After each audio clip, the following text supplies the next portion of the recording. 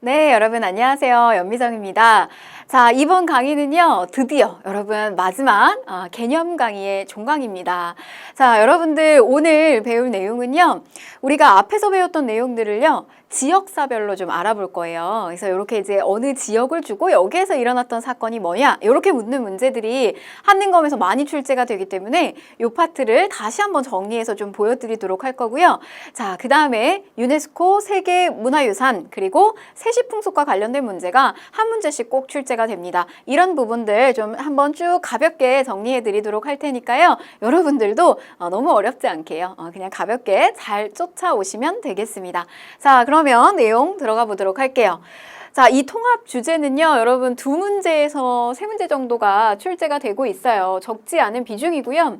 그 다음에 이제 기출문제를 위주로 해서 여러분들이 자주 나오는 것들이 있습니다. 그래서 그런 것들 중점적으로 문제를 풀면 충분히 맞추실 수 있기 때문에요. 어렵지 않게 하시면 되겠습니다.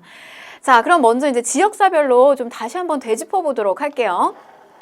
자, 우리가 이제 요 만주 지역이다 라고 하는 것은 백두산 기점으로 해서 압록강 그리고 이제 두만강 이렇게 흐르는 요 지역, 바로 서간도 지역, 그 다음에 북간도 지역, 또는 우리가 이제 만주 지역이다 뭐 이렇게 이야기를 하는데요. 바로 이제 이 지역에서 한반도 북부에서 일어났던 일 살펴보게 되면 잘 나오는 건 이제 뭐냐면 여러분 요거 하나 체크합니다. 광개토대왕 능비. 광개토대왕 능비 고구려비에서 잘 나오는 게 이제 이 충주고구려비, 중원고구려비라고도 하죠. 이 충주고구려비와 광개토대왕 능비 잘 나오는데요. 이 광개토대왕 능비 같은 경우는 한반도 우리 안쪽 국내에 있지 않다는 겁니다. 중국 쪽에 있죠. 그래서 요거 이제 만주 지역에 있다는 거. 자, 그 다음에 또 일제강점기로 들어가게 되면요, 봉오동 청산리 전투가 여기서 이제 많이 이루어지게 되죠. 그리고 서간도 쪽으로는 경학사, 신흥 무관학교가 설립이 되고요. 또 북간도 쪽에는 중강단, 뭐 서전, 서숙, 명동학교 이런 것들 출제가 되고 있습니다. 그래서 그냥 가볍게 보시면 되겠고요. 자, 그다음에 이제 평양입니다. 평양은요, 너무 지역사 문제로서 단골 주제입니다. 굉장히 잘 출제가 되고 있어요. 이 평양을 굉장히 이제 중요시하게 되는데 그 시점 언제로부터 좀 보시면 좋으냐면 고려시대 파트 보시면 좋습니다. 태조가요, 훈요 10주에서 서경의 중요성을 강조하게 됩니다. 고려의 수도가 어디죠, 여러분? 그 아래에 있는 이제 이 개경이 고려의 수도인데, 개경이 이제 고려의 중심지로서의 수도의 역할을 하지만 약간 이제 올라간 북진 정책에 대한 꿈을 계속 키우고 있는 거죠. 그래서 나라 이름도 뭐라고 지었다? 고구려를 계승해서 고려라고 지었다. 그래서 서경을 굉장히 중요시했다는 거. 그리고 묘청에 서경천도 운동이 일어났고요. 자, 그 다음에 이제 이 평양 일대, 우리 대동강유역 일대에 이 제너럴 셔먼호가 들어오게 되면서 여기에 있는 평양의 주민들하고 이제 싸움이 이루어지겠죠. 그 충돌이 일어나게 되면서 이 제너럴 셔먼호 사건으로 인해서 결국 이제 신미양요까지 연결이 된다는 거. 자, 그 다음에 이제 이 대성학교가 바로 요 평양 일대에서 만들어지게 됩니다. 신민회 쪽에서 안창호 선생님이 만드신 학교죠. 대성학교. 자, 잘 나옵니다. 평양. 뭐 잘 나오냐면요, 조만식 중심이 돼서 일어났던 물산 장려운동 잘 출제가 되고 있습니다. 1920년대입니다. 자, 넘어갈게요. 자, 그 다음에 이제 원산인데요. 우리가 항구를 일본에게 처음 열었단 말이에요. 문호개방 일본에게 처음 하게 됐는데 어디 열었냐면 원산, 그 다음에 부산, 원산, 그 다음에 인천 열게 돼요. 그런데 바로 이제 이 원산 항구 열게 되면서 근대 문물 많이 들어오게 됩니다. 바로 여기에 이제 이 최초의 어떤 근대식의 학교, 사립학교가 만들어지게 되는데 그게 바로 원산학사였다는 거. 그리고 여기에는 이제 1929년에 노동자 파업도 이루어지게 되죠.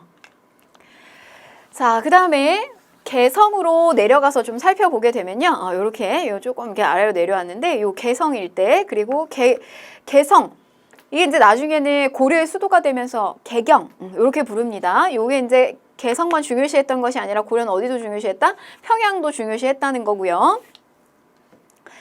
후고구려 여기서 이제 건국하고요. 그다음에 이후에 여기에서 뭐가 일어나냐면 이제 만적의 난이 일어나게 된다. 뭐 이런 것도 보시면 되겠고, 요거 볼게요. 송상의 근거지다라고 하는 거, 개성의 송상, 인삼 같은 거 판매했던 거, 조선시대 후기에 가게 되면 또 굉장히 이제 많이 활약을 하게 되고 부유한 또 상인으로서 성장을 하게 됩니다.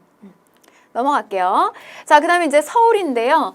서울 같은 경우는 한강유역 줄기를 쭉 따라서 백제가 처음에 이제 이 지역에 자리를 잡게 되고요. 그러나 이제 이 수도 한성이 처음에는 함락을 당하게 되고 또 역시 조선의 수도이기도 하고요. 나중에 근대 파트 가게 되면 요 일대에 있는 이제 이 시전의 상인들이 일본의 상인들의 침입에 대응하기 위해서 황국, 대한제국기죠. 중앙총상회가 조직이 되기도 했습니다. 자, 그 다음에 이제 남부로 내려가 볼게요. 남부로 쭉 내려가서, 자, 공주 출제 굉장히 잘 됩니다. 공주.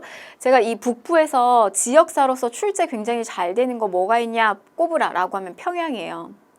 남부에서 지역사 출제 잘 되는 거 요거 공주 출제 잘 됩니다. 자, 뭐 공주 석장리 구석기 시기 때 유적이죠. 자, 그리고 백제의 수도가 처음에 한성이었는데 어디로 옮겨서 내려오게 된다? 그렇죠. 여기 웅진으로 쭉 밀려서 내려오게 된다라고 하는 거. 자, 그 다음에 요것도 한번 볼까요? 김헌창의 난이 발생을 하게 됩니다. 공주 웅천주 도독이에요. 저 김헌창의 난이 일어났던 때가 언제죠, 여러분? 다시 우리가 좀 복귀해보면 헌덕왕 시기죠. 헌덕왕. 아버지 주원이 왕이 되지 못해가지고 난을 일으키잖아요. 김헌창의 난. 또 그 아들 또 일어나죠. 김범문의 난. 자, 그 다음에 공주에서 망소이의 난이 일어나게 됩니다. 요거는 이제 무신집권기 때 일어났던 거. 그리고 2차 동학농민운동 공주 우금치전투. 자, 넘어가셔서요. 청주 지역에서는 우리 요거 직지심체 요절 요게 간행이 됐다는 거. 현존하는 최고 오래된 금속 활자본이죠. 직지심체 요절 흥덕사입니다. 청주 흥덕사. 자, 그 다음에 이제 안동으로 넘어가서요. 안동 같은 경우는 우리 여기 이제 서원이 많이 있어요. 그래서 이왕 선생 기리는 도산서원, 그 다음에 유성룡 선생 기리는 요 병산서원, 요 안동 일대에 많이 있고요. 또 여기는 이제 뭐 안동의 하회마을 이런 것도 있습니다. 자, 그리고 또 여기 이제 고창 전투가 있죠. 안동의 고창 전투 요거 좀 한번 잘 보시고요.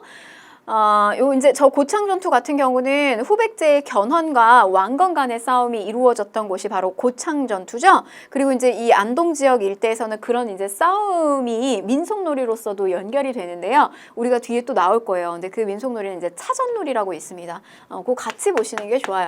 차전놀이. 그리고 그 안동 지역으로 이 공민왕 홍건적의 2차 침입 시기 때, 이 홍건적 2차 침입 때 이 공민왕이 여기까지 안동까지 거기 이제 표현을 뭐 복주 옛날 지명으로 이렇게 복주까지 피난을 갔다 이런 표현 나오게 되는데 그때 갔을 때 노국공주 치맛자락이 기니까 거기 있는 주민들이 나와가지고 노국공주 다리를 만들어 줬잖아요. 이게 무슨 놀이죠? 그 민속놀이 노다리 밟기 이런 것도 있었다는 거 같이 연결 지어 드립니다. 자, 그다음에 이제 봉정사 극락전 있는데요. 그 목조 건축물이죠. 최고 오래된 안동의 봉정사 극락전. 자, 대구 지역으로 넘어가서 볼게요. 자, 이 대구 지역 쭉 내려가서 살펴보게 되면 고려 시기 때 가게 되면 그 몽골의 2차 침입으로 요게 이제 초조대장경 거란 침입기에 만들잖아요. 이 초조대장경 만드는데 그게 이제 원래 대구에 있었습니다. 자, 그리고 국채보상운동 어디에서? 대구에서 시작이 됐다라고 하는 거. 평양에서요. 조만식 물산장려 운동이 있었다면요. 대구에서 국채보상운동 서상돈이 있었습니다. 자, 다음으로 진주 지역으로 쭉 내려가서 살펴볼게요. 진주 지역에 김시민의 진주대첩 임진왜란 시기 때 이제 일어난 거고요. 그 다음에 또 진주 밀란이라고도 하죠. 진주 밀란, 임술 농민봉기. 요건 이제 세도 정치 시기 때 철종 시기 때 이루어지게 됩니다. 그래서 저희 임술 농민봉기를 이제 뭐 잠재우기 위해서 뭐 삼정이정청이라든지 뭐 이런 기구들이 또 나오기도 했고요. 자, 그 다음에 진주 지역에서 또 뭐가 나오게 되냐면 조선 형평사. 이거는 어떤 이들의 운동이었죠? 그렇죠.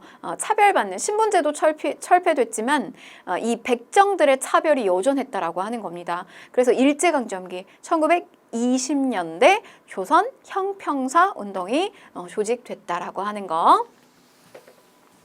자, 그 다음에 강진으로 내려가 볼게요. 쭉 강진. 여기에는 이 청자를 만드는 가마터가 많았다는 거예요.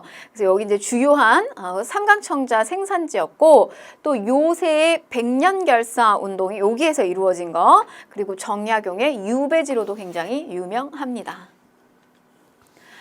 자, 그러면 이제 이번에는 섬을 한번 볼게요. 섬. 강화도인데요. 이 강화도 시기 때 우리가 이제 이 전근대 사회에서 외침을 받게 되면 저 강화도로 많이 이렇게 이제 피신을 하는, 그래서 이제 몽골 침입기 때는 임시 수도의 역할을 하기도 했고, 삼별초가 이제 강화도에서 항쟁이 전개가 되기도 합니다. 그리고 이때 이제 팔만대장경 이런 거 이제 조판이 되고요. 또 뭐 조선왕조실록 보관하는 사고도 있고요. 그다음에 이제 강화학파가 형성됐다. 요거는 뭐냐면 정제도를 중심으로 하는 양명학. 그래서 이제 살던 곳이 강화도여가지고 저 강화 일대에서 강화학파가 또 형성되기도 했습니다. 자, 그리고요, 우리 이제 문호 개방을 처음으로 이제 하게 되는 그 어떤 그 조약을 맺게 되는 그 지역이기도 하죠. 일본으로부터 문호 개방을 하게 되는. 근데 이제 여기를 막기 위해서 굉장히 노력을 많이 했잖아요. 근데 그런 어떤 일련의 과정 속에서 터졌던 것이 병인양요, 심의양요, 그리고 운효 사건까지 이루어지게 되면서 결국 근대의 어떤 문호 개방이 이루어지는 곳이기도 합니다. 강화도 조약이 체결됐다라는 거. 자, 그 다음에 이제 울릉도와 독도입니다. 자, 울릉도에 대한 인식, 독도에 대한 인식, 이게 언제부터 있었냐? 자, 지증왕 때부터 시작이 된다. 그래서 이사부가 우산국을 정벌하게 되면서요, 거기에서 이제 부속 섬이었던 저 독도까지 우리의 어떤 관할 영역이었다라고 하는 거. 이것이 이제 세종실록 뭐 지리지에도 보여지고요. 그리고 우리가 이제 근대 파트에 오게 되면 대한제국기 때 칙령 제 41호를 통해서 공론화시키죠. 이거 우리 관할구역이다라고 하는 걸 공론화시킵니다. 섬으로 두지 않고요, 군으로 승격시키게 되면서 이제 지방관도 파견하고 이런 식으로 관할하게 됐다는 거. 그러나 일본이 언제요? 러일 전쟁기입니다. 러일 전쟁기 중에 이거 주인 없다 라고 하면서 불법으로 독도를 자국 영토에 편입을 하게 됩니다. 자, 그 다음에 이제 제주도입니다. 제주도 쭉 밑으로 내려가서요, 삼별초의 마지막 근거지가 되죠. 강화에서 진도, 그리고 진도에서 제주도, 이렇게 넘어가게 된다는 거. 지도 한번 그려볼까요? 그래서 강화에서 진도, 진도에서 제주도, 이렇게 넘어가게 된다는 거. 또 김만덕이라고 하는 분, 정조 시기 때도 이렇게 이제 활동하셨던 분인데 여성입니다. 빈민구제 활동 전개하기도 했고요. 또 여기에서는 그 남한만의 단독 선거를 반대하는 제주 4.3 사건이 여기에서 발생하기도 했다는 거. 자, 그 다음에 이제 기타 섬을 좀 살펴보시면요. 자, 저령도가 있어요. 이제 부산 일대 해당되는 저령도 보시면요. 부산 일대에 있는 요 저령도, 러시아가 여기 이제 석탄기지 만들기 위해서 이 조차 요구를 한 곳인데요. 그런데 이제 결국 독립협회 쪽에서 저지를 하게 됩니다. 자, 그 다음에 이제 이쪽에 진도가 있고요. 그 다음에 여기 이제 완도가 있는데, 요 완도에서 이제 청해진을 설치했다는 거, 장보고에 청해진이 있었다는 거. 자, 그 다음에 이제 거제도가 있고요. 그리고 또 이쪽으로 이렇게 쭉 나오게 되면은, 이쪽에 이제 거문도가 있습니다. 거문도, 여기 이제 거제도가 있다는 거. 자, 거문도 먼저 보시게 되면요, 영국이 러시아 남하고실로 불법적으로 이 거문도를 점령을 하게 되죠. 여기 이제 그 1884년에 갑신정변 끝나고 난 다음에 어떤 직후에 85년의 상황이라는 거. 자, 그 다음에 뭐 완도 넘어가고요. 그 다음에 거제도 같은 경우, 이 거제도는 이 흥남 철수에서 당시 여기에 이제 흥남에 묶였던 사람들을 거제까지 또 많이 이렇게 운반을 안전하게 또 운반을 했던 곳이기도 하면서도 또 여기에 이제 포로 수용소가 설치된 곳이기도 합니다. 이제 유네스코에 등재된 우리의 문화재, 우리가 반드시 지켜야 되는 세계와의 약속이죠. 요 문화재들 좀 한번 살펴보도록 하겠습니다. 자, 세계문화유산인데요. 우선 저 팔만대장경하고 관련된 어떤 그 장경 판전, 저건 이제 팔만대장경을 보관하고 있는 곳입니다. 그래서 이 목판을 보관하기 위해서 만든 건축물, 요것도 유네스코에 올라와 있고요. 그 다음에 이제 이 팔만대장경 목판 역시도 유네스코에 등재가, 기록문화유산으로 등재가 되어 있죠. 그러니까 저것을 그 팔만대장경판을 판각하고 이렇게 조성한 것 자체도 대단하지만 저게 하나도 썩지 않고 이렇게 습기에 이렇게 뒤틀릴 수도 있고 하잖아요. 썩을 수도 있고요. 그런데 저게 하나도 벌레 먹지 않고 그대로 유지시켰다는 거예요. 그래서 저걸 보관하고 있는 저 장경 판전 역시 굉장히 어떤 과학적인 건축 기술이 반영된 것이다 라고 해서요. 세계 유네스코 문화유산에 등재가 되어 있습니다. 자, 그 다음에 종묘죠, 종묘. 이 종묘는 우리 이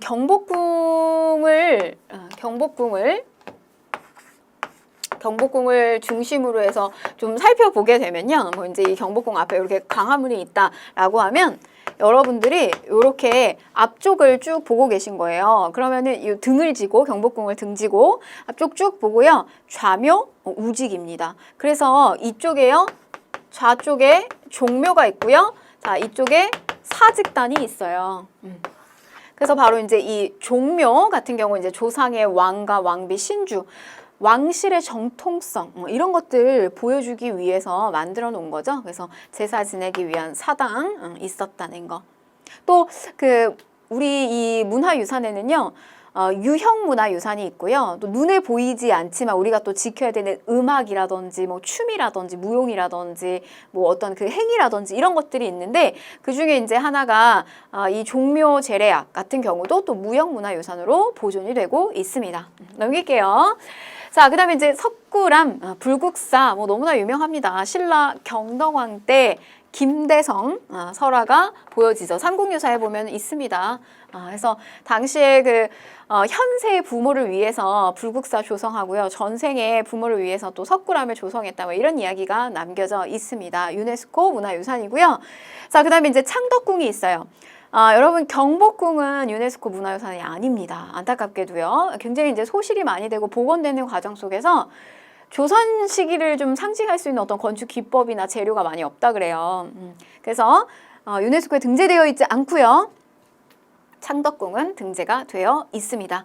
자, 이 창덕궁을 언제 만들어졌느냐? 태종 이방원 시기 때 만들어졌다. 자, 이렇게 기억을 하시면 좋아요. 경복궁에서 왕자의 난 일으켰잖아요. 자기 형제들 막 죽이고 태종 이방원이 경복궁에 계속 있기가 좀 깨름직하죠. 이 태종은요 이궁으로다가 별도로 경복궁 별도로 이렇게 이제 창덕궁을 조성을 했다. 이렇게 좀 기억을 하셨으면 좋겠고요. 굉장히 아름다워요. 우리 그 경복궁 같은 경우는 우리가 이거 만약에 이제 그 사극의 장면을 좀 떠올린다라고 했을 때 경복궁 같은 경우는 이런 장면이에요. 뭐 전화 아니 되옵니다. 붕당이 뭐 서인이 어떻고 노론이 어떻고 막 이런 식의 어떤 그 정치적인 논쟁이 막 불거지는 거. 경복궁의 모습이에요. 창덕궁은요. 이렇게 뭐 어떤 그 왕실 사이의 어떤 로맨스와 러브 스토리 막 이런 것들 굉장히 아름다운 정원들이 많이 있습니다. 또 여기에 규장각도 있고요. 자, 그 다음에 수원화성입니다. 수원화성. 정조시기죠. 정조시기 때 건설을 했던 요 수원화성. 역시 뭐 수원화성도 사실은 당대의 것이 많이 남아있지 않는데요. 재료나 뭐 기법이나 이런 것들이. 그러나 이제 뭐 때문에 이게 등재가 됐느냐? 제가 이거 한번 이야기 드렸어요. 화성성역 의계가 요게 남겨져 있는데 이게 너무나 상세하게 축조 과정을 다 서술되어 있다는 거. 그래서 저걸 가지고요. 저 수원화성을 그대로 복원시킬 수 있었다. 그래서 그 가치를 인정받아서 역시나 수원화성도 세계문화유산에 등재가 되어 있습니다. 자, 그 다음에 이제 고인돌, 우리나라 특히 많아요. 우리나라 저 고인돌, 그러니까 지배층, 당시 이제 이 군장의 어떤 지배층의 무덤 정도로 보고 있는데요. 이런 어떤 고인돌이 굉장히 이렇게 집중, 분포가 되어 있습니다. 그래서 역시 뭐 고창, 화순, 그 다음에 강화도에도 있죠. 자, 그 다음에 경주 역사지구예요. 2000년에 등재가 됐는데 여러분 경주 지역은요. 거기 함부로 밟으면 안 된다 막 이래요. 왜냐면 내 발 밑에 다 경주에 그 보물들이 유적이 깔려 있다 막 이렇게 얘기하거든요. 밟는 곳마다 유적이다. 자, 그래서 이 신라의 유적지구를 이렇게 5개 유적지구로 나눴는데요. 남산지구. 불교 문화가 완전히 그 산을 다 이렇게 뒤덮고 있어요. 말하자면. 그래서 이 저 남산 일대를 오르면 이렇게 바위에다가 이렇게 불상이 조각된 장면들이 이렇게 산 언덕 하나 이렇게 오를 때마다 보여집니다. 이제 남산지구가 있고요. 그다음에 이제 이 월성지구는 경주의 중심이죠. 경주의 중심입니다. 그래서 여기에서 뭐 이제 계림이라든지 이 계림은 우리 그 시조 기말지의 어떤 탄생설화가 깃든 곳이고요. 신라라고 가리키는 표현이기도 하죠.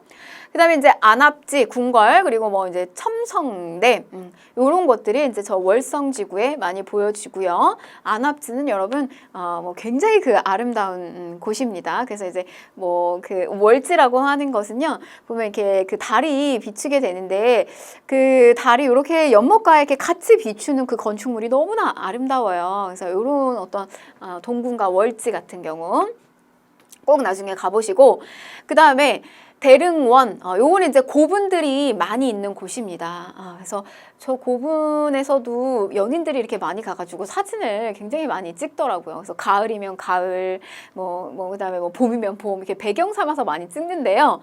고분이라는 거. 근데 규모가 엄청나게 커요. 그래서 마치 이렇게 동산처럼 뒤를 이렇게 배경 삼아서 찍으시는 분들이 이제 많더라고요. 대릉원지구. 자, 그 다음에 이제 황룡사지구, 여기 황룡사가 있고요. 그 다음에 이제 산성지구는, 요거는 이제 이 방어성이죠. 산성지구 5지구로 구성이 되어 있다는 거. 자, 그 다음에 이제 제주도, 화산섬, 용암동굴, 요런 것도 최초의 자연유산 지구입니다. 제주도. 자, 그 다음에 이제 조선의 왕릉, 왕하고 왕비 추존된 이런 이제 무덤, 부속시설 같은 것들도 문화유산 등재되어 있고요. 그 다음에 이제 마을도 등재가 되어 있어요. 유교적 양반 문화를 그대로 간직하고 있는 거, 우리가 볼 수 있는 거. 그 이제 대표적인 게 안동의 화해마을, 또 경주의 뭐 양동마을이 있습니다. 그다음에 또 남한산성, 역시 요 이제 조선시대 유사시 대비하여 우리 이 남한산성은 병자호란 때 전 남한산성에서 이제 갇히게 되죠. 요 지역 산성도 유네스코에 등재가 되어 있고요.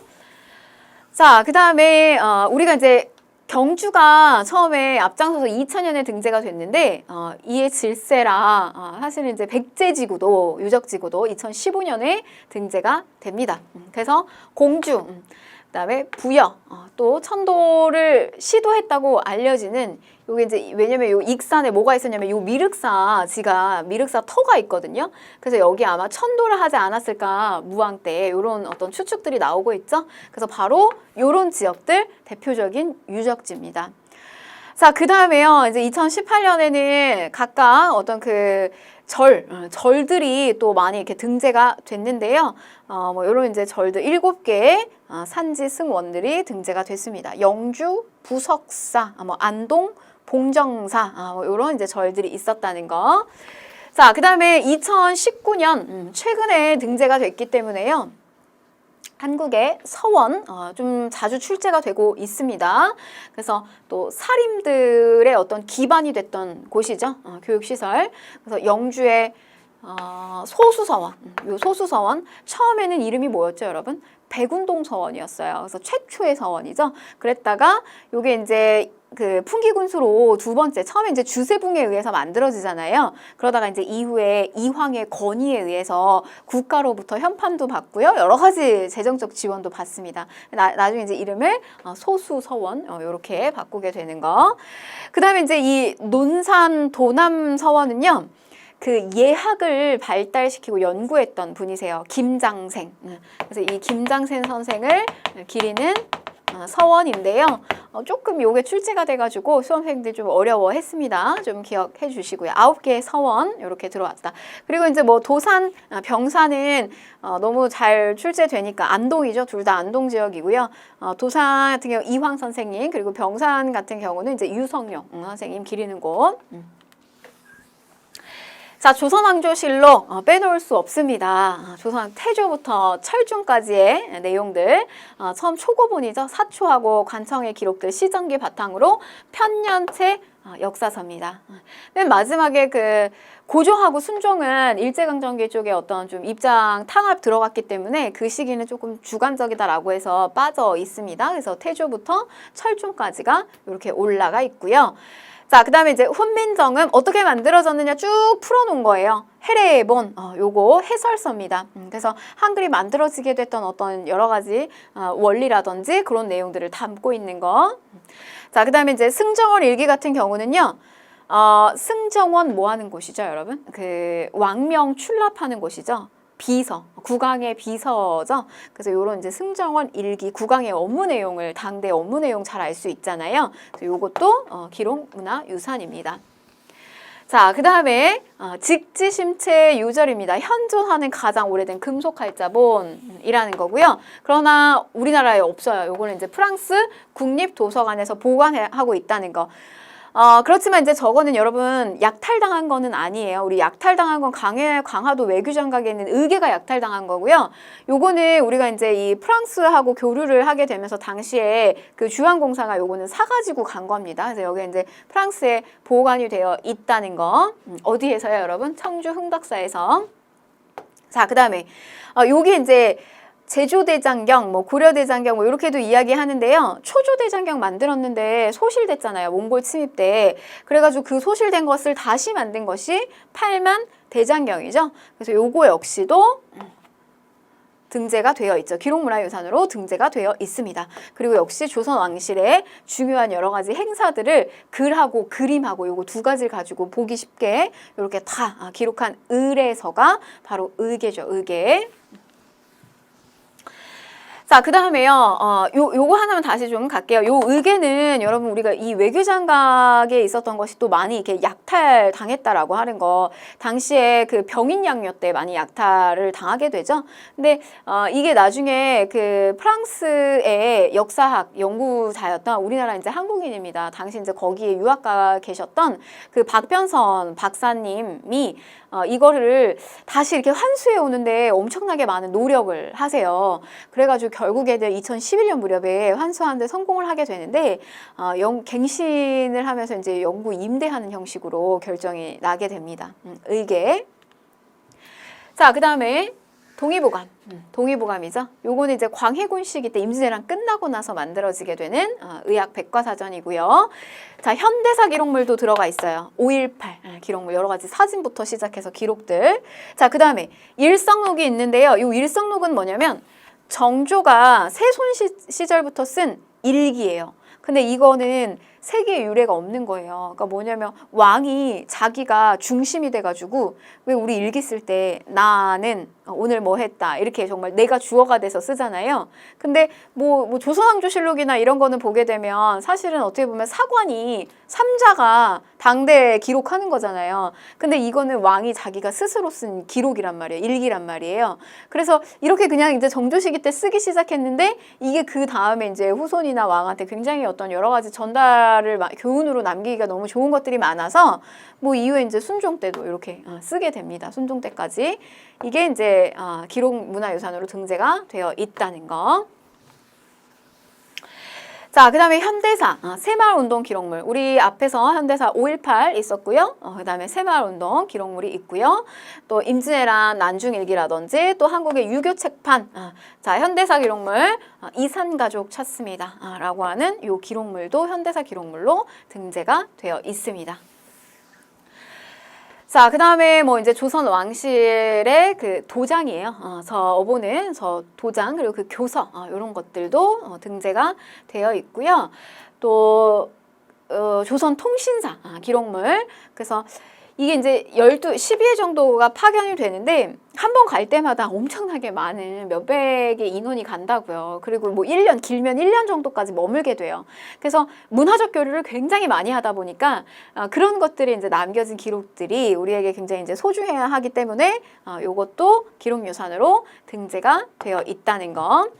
자, 그 다음에 국채보상 운동 기록물입니다. 국채보상 운동 기록물.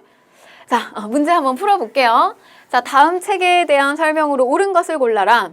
직지심체 요절이네요. 자, 내용 보시면 정답 몇 번일까요, 여러분? 주자소. 주자소를 설치하였다. 여러분, 이 주자소가 설치가 되는 거 활자 만드는 거잖아요. 이게 활자 만들어서 인쇄하는 거, 금속 활자로. 이거 태중시기 때 나오잖아요. 요거는 이제 관련성이 없고요. 자, 그 다음에 조선시기로 들어가니까. 자, 그 다음에 2번. 신미양육 때 약탈 아닙니다. 이거를 여러분 자꾸 이제 장난을 치는 게 신미양요 또는 병인양요 때 약탈됐다. 근데 이거 약탈된 게 아니라고요. 자, 그 다음에 3번. 불국사 3층 석탑 안에서 발견되었다. 요거는 이제 무구정광 대다란이경이고요. 자, 4번. 청주 흥덕사. 금속활자로 간행이 되었다. 세계 기록유산으로 해인사에 보관되어 있는 것은 팔만대장경이죠. 자, 가에 대한 설명으로 옳은 것을 보기 위해서 골라라 라고 했는데 해인사에 보관되어 있는 가의 우수성을 알리기 위해서 축전을 개최합니다. 자, 경남 합천 해인사에 있는 거 팔만대장경이죠. 자, 주자수에서 제작을 담당하였다. 요거 아니고요. 다 고려 우리가 문화유산이고요. 니은 거란격태 염원을 담아서 만들었다. 요거는 초조대장경이죠. 자, 최씨 무신정권의 후원으로 제작되었다. 그래서 이제 최후 시기 때 맞는 내용이고 유네스코 세계 기록유산으로 등재가 되어 있습니다. 정답은 디귿하고 리을이 되겠습니다. 자, 다음 기출주제 마지막 70주제입니다. 세시풍속과 민속놀이인데요. 자, 내용 보실게요. 가볍게 보세요. 여러분, 이 세시풍속과 민속놀이는요. 기출문제 위주로 좀 보시고요. 그리고 여러분, 이 파트는 우리의 어떤 그 1년의 한 해를 보내면서 그 시간마다 가족들과 함께 보내는 명절들이 막 끼어 있어요. 그리고 이때 실시되는 아직까지 남아있는 어떤 우리의 놀이 같은 것들, 그런 것들 이제 떠올리시면서 가볍게 공부하시면 되겠습니다. 자, 설날에 뭐 하나요, 여러분? 나이 1살 먹는다. 그래서 우리 떡국도 먹잖아요. 그 떡국 먹고 새 옷으로 갈아입고 부모님께 인사도 드리고 조상에게 차례나 성묘를 지내기도 하고요. 이런 거 그냥 자연스럽게 떠올리시면 됩니다. 설날이죠, 설날. 윷놀이, 널뛰기 이런 것들. 지금은 뭐 우리가 이렇게 집에서 이걸 하진 않잖아요. 그런데 이제 어떤 문화적 행사나 이런 데 때 여전히 이걸 조금 계승하기 위해서 이런 윷놀이나 널뛰기 같은 것들 합니다. 윷놀이 같은 경우는 우리 가족들 모여서 설날에 또 집에서 하기도 하죠. 자, 그 다음에 정월 대보름이에요. 1월 15일. 처음 1년 중에서 보름달이 쫙 하고 뜨는 날. 요게 부모님 생신이에요. 개인적으로는 제 부모님 생신이어가지고 어머님 생신이어가지고 이날은 항상 제가 어렸을 때부터 늘 이렇게 집안에서 이렇게 기름 냄새가 났던 것 같아요. 이날이 되면. 그래서 이렇게 뭘 하나 엄마가 이렇게 뭘 하나 이렇게 살펴보면 이렇게 나무를 묻히고 계신 거예요. 그리고 이제 오곡밥을 만들고 있고. 그래서 이날은 물론 이제 그 자녀인 제가 했어야 되는데 어리다 보니까 부모님이 이날은 뭔가 이렇게 생일 겸 그다음에 우리 이제 잔치 겸 이런 걸 굉장히 많이 했던 것 같아요. 그래서 이때 뭐 하냐면 이렇게 나물 같은 거 묻혀서 많이 먹어요. 그리고 이제 뭐 부스럼 예방한다라고 해서 그 딱딱한 거를 씹죠. 그래서 호두라든지 잣이라든지 이런 것도 이제 많이 먹는 거고 또 쥐불놀이 같은 거, 달집 태우기. 그다음에 이제 이 차전놀이가 정월 대보름에 합니다. 요거 어디에서 이루어지는 거냐면 안동에서 이루어지는 거예요. 또 나옵니다. 자, 그 다음에 입춘대길. 이거 이제 지방 쪽에 이렇게 쭉 가보게 되면요. 이렇게 문 앞에다가 이렇게 붙여놔요. 그래서 뭐냐면 이제 봄을 맞이하는 건데, 봄 맞이하면서 이때 이제 뭐 좋은 일이 많이 들어와라. 이제 이런 의미로 이런 것들 이제 대문 앞에 붙입니다. 입춘. 봄이 오는 거죠. 봄이 세워지는 거, 봄이 오는 거고요. 그 다음에 이제 강남 갔던 제비가 오는 날, 음력 3월 3일이에요. 삼진날, 음력 3월 3일. 날씨가 이제 따뜻해지는 겁니다. 뭐 경치 보시고요. 자, 넘어갈게요. 한식은 뭐 하는 거냐면 저 한자가 차갑다 할 때 한이에요. 찰한. 그래서 이 시기는 불 피우지 않아요. 그래서 찬 음식을 먹는 날입니다. 한식. 자, 그리고 단오입니다. 단오. 음력 저 5 이렇게 기억하시면 되겠어요. 음력으로 5월 5일인데요. 단오날 뭐 하냐? 잘 나와요. 이 단오가. 여러분, 이 단오날 보면 그림이 하나 있어요. 그 단오풍정이라고 하는 신윤복의 그림이 있는데 거기에 보면 이 여자들이 그 창포에다 물 머리 감고요. 한쪽에서 이렇게 널뛰기도 하고요. 이런 모습 그려져요. 그래서 그 단오풍정 모습 좀 기억하시면 좋을 것 같아요. 그리고 이제 이 날은 우리가 이제 술인날, 이런 표현도 쓰거든요. 단오, 수린날 이런 표현도 쓰는데 수레바퀴 모양의 그 떡을 만들어서 해 먹었다라고 해서 이제 수린날이라고 합니다. 그리고 뭐 앵두 화채도 만들어 먹고요. 뭐 이런 것들, 뭐 씨름, 남자들은 씨름도 하고요. 여자들은 그네 뛰는 거 이런 것도 하고요. 돌 던지는 거 석전 뭐 이런 것도 합니다. 자, 그다음에 이제 또 하나 보시면요. 단오선, 이거는 뭐냐면 단오부채예요. 그러니까 이제 여름이 다가오는 거거든요. 음력 5월 5일이면. 그래서 이제 날씨가 더워지니까 임금이, 왕이 신하들에게 부채를 이렇게 선물로 주면서 여름을 잘 나라는 이런 단오부채 같은 것들, 이런 것들 선물했다는 거. 자, 그 다음에 유두입니다. 이 유두는요, 흐를 유, 머리두 이렇게 생각하시면 돼요. 그래서 흐르는 물에다가 머리나 몸이나 이런 것들을 깨끗이 씻어내는 날, 그래서 서늘하게 또 하루를 보내는 날, 이렇게 보시면 되겠고요. 7월 7일, 칠석이에요. 견우와 직녀가 만나는 날. 그래서 뭐 직녀처럼 바느질 솜씨 좀 잘 되게 뭐 빌어달라 뭐 이런 것들 보시면 되겠고요. 자, 그 다음에 백중입니다. 이 백중은요, 이제 농사, 뭐 100가지의 곡식이 이렇게 다 이렇게 나오게 되는 날이다. 그래서 조금 요날 하루는, 이제 막 농사를 하고, 뭐 앞으로 또 이제 그 수확을 잘 되게 풍년을 기원하고 뭐 이런 것도 담겨져 있는데요. 이날 하루는 머슴들을 쉬게 해주는 날. 이렇게 생각하시면 돼요. 그래서 호미를 씻는 날. 일 안 하게 시키는 거예요. 백중. 자, 그 다음에 추석입니다. 추석. 우리는 지금, 우리도 이 추석의 명절을 즐기잖아요. 한가위라고도 부르죠. 그래서 이때는 이제 수확을 한 어떤 여러 가지 이제 뭐 곡식이라든지 맛있는 음식들이 아주 풍족한 그런 달이죠. 뭐 먹죠, 여러분, 이때? 이때는 이제 송편을 만들어 먹기도 하고요. 그 다음에 뭐 줄다리기라든지 씨름이나 강강술래 같은 것들도 많이 했다는 거. 그래서 뭐 이제 추석에는 송편을 많이 빚어서 먹고요. 또 송편을 잘 만들고 막 이렇게 얘기하면은 뭐 예쁜 자식을 낳는다 뭐 이런 어떤 우리만의 또 이야기들도 있고요. 자, 그 다음에 입동입니다. 이 입동은 겨울이 들어가는 거, 겨울이 시작되는 거. 그럼 이때 뭐 하겠어요? 김장 담그는 거예요. 입동 때. 뭐 우리 아까 앞에는 입춘이 있었고요. 여기는 이제 입동. 자, 그 다음에 동지, 그냥 팥죽 기억하세요. 우리 동지 때 1년 중에서 가장 밤이 길고 낮이 짧은 날인데 귀신 쫓는다 이러면서 이 붉은색의 귀신을 쫓는 이 팥죽을 또 먹기도 했다라고 하는 겁니다. 자, 그 다음에 이제 민속놀이 이어서 보실 텐데요. 이 민속놀이는 아까 앞에서 중간중간 나왔습니다. 대보름에 저런 이제 쥐불놀이 같은 것들, 뭐, 그리고 뭐 달집 태우는 거, 또 뭐 차전놀이, 요거 한번 보세요. 잘 나옵니다. 태조 왕건이요. 안동 사람들 지원 받아가지고 우리가 공산전투에서 왕건이 깨졌잖아요. 근데 이 고창전투에서 안동 사람들이 왕건을 많이 도와줬단 말이에요.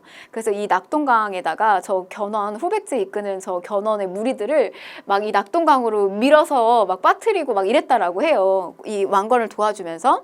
그래서 바로 이제 거기에서 기원됐던 놀이가 저 차전놀이에요.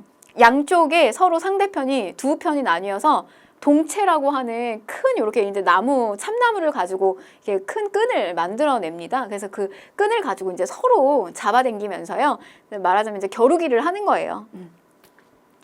자, 그 다음에 이제 그네뛰기, 단오풍정 제가 기억하라고 했죠. 그래서 그 단오풍정 그림에서 부녀자들이 그네 뛰면서 노는 거, 이런 것들, 그리고 머리 감는 거, 또 석전, 돌팔매질 하면서 겨루는 놀이들, 이런 것들이 있었다는 거. 자, 그 다음에 이제 강강술래가 있는데요.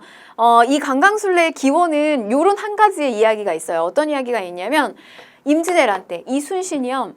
우리 이순신이 결국에 모함을 받아가지고 백의종군 하게 되잖아요. 근데 이 백의종군 했을 때, 원균이 그 칠천량 전투를 통해서 이제 박살이 난단 말이에요. 근데 그리고 나서, 이순신이 다시 들어오게 되는데, 그때 받았던 배가 뭐 거의 이제 뭐 13척 뭐 이렇게밖에 남지 않아서 그리고 뭐 남성들도 다 많이 여기저기 흩어지고 막 이러다 보니까 일본에 비해서 우리의 너무 군대 수가 적은 거예요. 그래서 이제 사람을 많게 보이게 하기 위해서 당시에 저렇게 이제 부녀자들이 손을 잡고서는 쭉 이렇게 돌아가면서 사람이 많게 보이게 하는 저런 강강술래를 했다라고 하는 게 이제 여기서 기원이 됐다라고 하는 이야기가 있습니다. 강강술래. 자, 그리고 뭐 승경도놀이. 승경도는 뭐냐면요. 이게 그 경자는 관직을 이야기하는 거예요. 경은. 저 승은 오를 승자예요. 그래서 관직에 오르는 놀이예요. 근데 주로 양반의 자제들이 많이 했습니다. 뭐냐면은 어렸을 때부터 우리가 보면 품계가 9개가 쭉 있잖아요. 1품부터 9품까지 9개가 쭉 있단 말이에요. 근데 이걸 어렸을 때부터 훈련시키는 거예요. 네가 앞으로 합격해서 들어갈 관직의 자리다. 이러면서 이제 빠르게 이제 오르는 거, 관직에 오르는 거, 그런 것들 이제 놀입니다. 재밌는 놀이고요. 자, 그 다음에 이제 노다리 밟기 있었다. 자, 어디에서? 자, 역시 요거 안동에서 대보름날에 했던 놀이입니다. 요게 이제 일화가 노국공주가 갈 때 그 개울 물 적시지 말라고 하면서 이제 마을에 이제 이렇게 주민들 소녀들이 나와가지고 공주 건너가게끔 노국공주 다리를 만들어줬다는 겁니다. 안동이고요. 자, 그러면 문제 풀어보도록 하겠습니다. 자, 가에 들어갈 세시풍속에 대한 설명으로 옳지 않은 것을 골라라 라고 했는데요. 자, 1년 중 양기가 가장 왕성한 날이고요. 이날을 속칭하여 수린날, 술이란 말로는 이렇게 이제 뭐 맵쌀가루 넣고 수레바퀴 모양으로 떡을 만든다. 우리 여러분 떡집 가면 이렇게 수레바퀴 모양의 떡들이 많이 있어요. 근데 이게 이날 먹는 겁니다. 언제 먹는 거냐면 간호에 먹는다는 거. 자, 그 다음에 그럼 문제를 볼게요. 앵두로 앵두 넣어서 화채 먹는 거 이런 것도 있고요.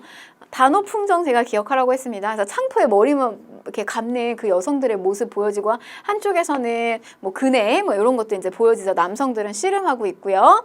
자, 그 다음에 이제 이 임금이 신하들에게 부채를 나누어주는 단오부채 이런 것들 여름을 맞이하니까 이런 단오부채가 필요했다라고 하는 거 5번이 맞는 내용이고요. 자, 들판에 쥐불놀이 하는 것은요, 요거는 그 정월 대보름. 그래서, 뭐, 우리가 딱딱한 거, 부스럼 나지 않게 딱딱한 음식들 먹는 거, 그 다음에 나물 묻혀서 먹는 거, 그때 이제 민속놀이 뭐 이런 쥐불놀이 같은 것도 있었다라고 하는 겁니다.